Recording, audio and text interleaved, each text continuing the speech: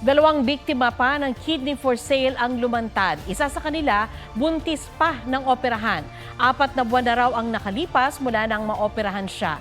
Hindi niya alam na buntis pala siya nang sumalang sa operasyon.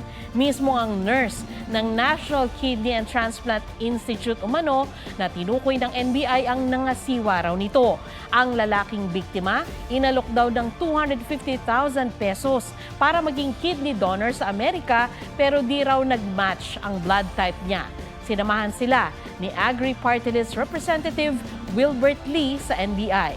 Naghain din sila ng resolusyon para paimbestigahan sa Kamara ang organ trafficking. Sabi ng NKTI, inalis na ang tinukoy na staff nurse sa assignment nito at inilipat sa ibang trabaho. Mga kapuso, alamin ang State of the Nation. Mag-subscribe sa GMA Integrated News sa YouTube. Sa ating mga kapuso abroad, samahan niyo kami sa GMA Pinoy TV at sa www.gmanews.tv.